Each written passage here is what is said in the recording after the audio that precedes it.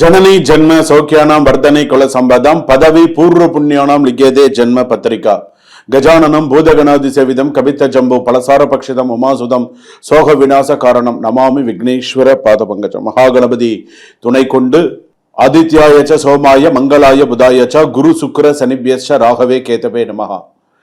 நவகோள்களின் துணையோடு இன்றைய தினம் நாம் பார்க்கக்கூடியது உலகெங்கும் வாழக்கூடிய நெக்ஸ்ட் ஜென் நேயர்கள் அனைவருக்கும் வணக்கம். நான் மருத்துவ ஜோதிடர் டாக்டர் வி ராஜ்குமார் சிவாச்சாரியார் பேசுகிறேன். எல்லாரும் எப்படி இருக்கீங்க? நலமா இருப்பீங்க நம்புறேன். நான் தற்பொழுது நாம் பார்க்கக்கூடியது வார ராசி பலன் என்ற முறையில இந்த வார ராசி பலன் நமக்கு எப்படி இருக்கு, இந்த வாரம் நமக்கு என்னென்ன சொல்றது, இந்த வாரம் நம்ம எப்படி இருக்கணும், என்னென்ன பண்ணணும்.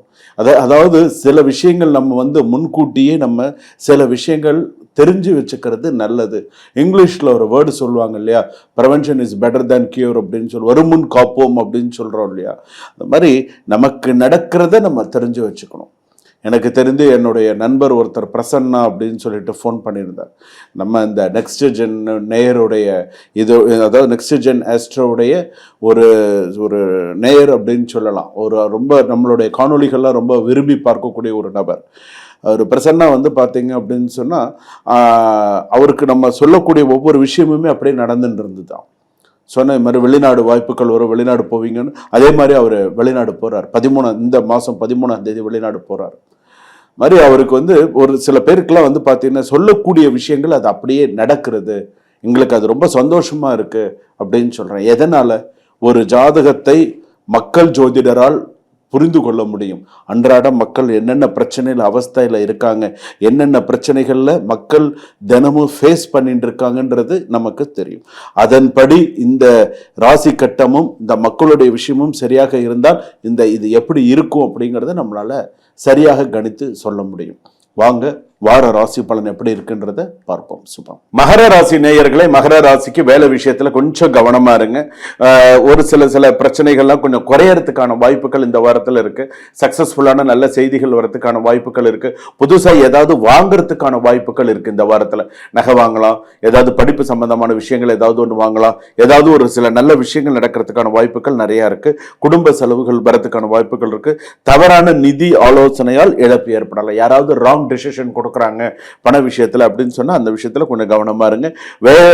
வேலை எடுத்துட்டீங்கன்னா கூடுதல் பொறுப்புகள் வரலாம். இப்ப நீங்க ஒரு ஆபீஸ்ல ஒர்க் பண்றீங்க, ஒரு ஸ்கூல்ல ஒர்க் பண்றீங்க, ஒரு லெக்சரரா இருக்கு, ஒரு காலேஜில் ஒர்க் பண்றீங்க, அதுல பொறுப்புகள் அதிகமா வரதுக்கான வாய்ப்புகள் இருக்கு. உழைப்புக்கான அங்கீகாரம் பாத்தீங்கன்னா தாமதமாக கிடைப்பதால் மனசுக்கு கொஞ்சம் வருத்தம் இருக்கும், மனசோர்வு இருக்கும். ஆனா அதெல்லாம் கவலைப்படாதீங்க. வேலையில உங்களுக்கு எக்ஸ்ட்ரா பொறுப்பு கிடைக்கிறதா நீங்க வாட்டுக்கு அந்த வேலை செஞ்சு நீங்க அடுத்தடுத்து சக்சஸ் பண்ணிட்டு போறதுக்கு தான் நீங்க பார்க்கணும். ஸோ எனக்கு இது நம்மளால செய்ய முடியுமா, இது நம்மளால செய்ய முடியுமா, அந்த பயமே உங்களுக்கு வரக்கூடாது. என்னால் முடியும் அப்படின்னு சொல்லி சக்சஸ் பண்ணிட்டு போயிட்டே இருக்கிறது நல்லது. வரம் தேடும் முயற்சியில் ஒரு சிறு தாமதம் ஏற்படுறதுக்கான வாய்ப்புகள் உண்டு. வாழ்க்கை துணையுடன் பேசும்போது கடுமையான வார்த்தைகளை தவிர்க்கவும்.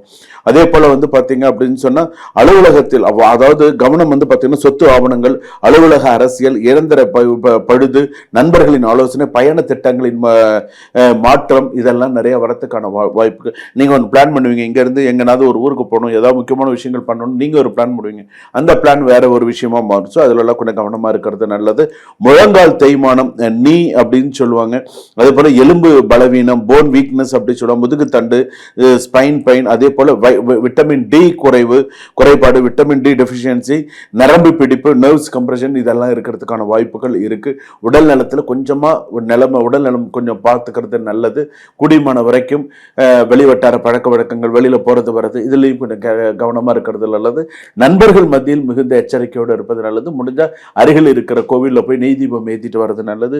காலபைரவர், சனி பகவான், ஆஞ்சநேயர், இந்த மாதிரியான வழிபாடுகள் மகர ராசி பொறுத்தளவுக்கு சிறப்பாக இருக்கும். கூடியமான வரைக்கும் நிறைய பொறுப்புகள் எடுத்து தலையில போட்டுக்காதீங்க.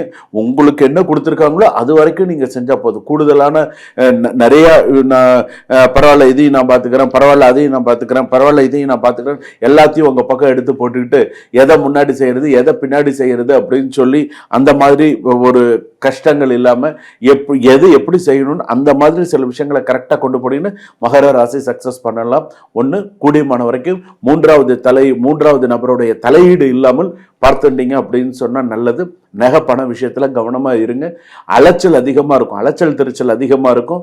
ஆனால் அதனால் ஆண்களுக்கு ஏதாவது பிரயோஜனப்படுமாங்கிறது கேள்விக்குறி. வர சொல்லிட்டு பணம் கொடுக்காம ஏமாத்துவாங்க, கவனமாக இருங்க. சுபம்.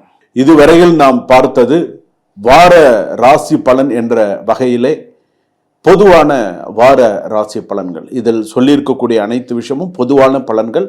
ஆனால் 90% சிலர் ஜாதகருக்கு சில பேருக்கு இது அப்படியே பொருந்தி இருக்கும்.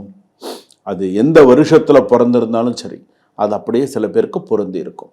அதனால இந்த ஜாதகப்படி நாம் அடுத்து என்ன செய்யணும், அடுத்தடுத்து நம்ம என்னென்ன பண்ணணும் அப்படிங்கிறதுல கொஞ்சம் நீங்கள் கவனமாக இருந்து என்னென்ன செய்யணும், இந்த வாரத்துக்கான விஷயங்களில் நம்ம என்னென்ன இப்போ தெய்வ வழிபாடு அப்படிங்கிறது இந்த வாரத்தில் நீங்கள் என்னென்ன பண்ணிட்டா நல்லது. டெய்லி நம்ம வழிபாடு பண்ணுறோம், அதில் நம்ம என்னென்ன சில விஷயங்கள் நம்ம சேர்த்து செய்தால் நமக்கு நல்லது அப்படிங்கிற மாதிரி சில விஷயங்கள் நீங்கள் பண்ணிட்டீங்க அப்படின்னு சொன்னால் உங்களுக்கும் நல்லது, உங்களுடைய குழந்தைகளுக்கு நல்லது, வாழ்க்கைக்கு நல்லது.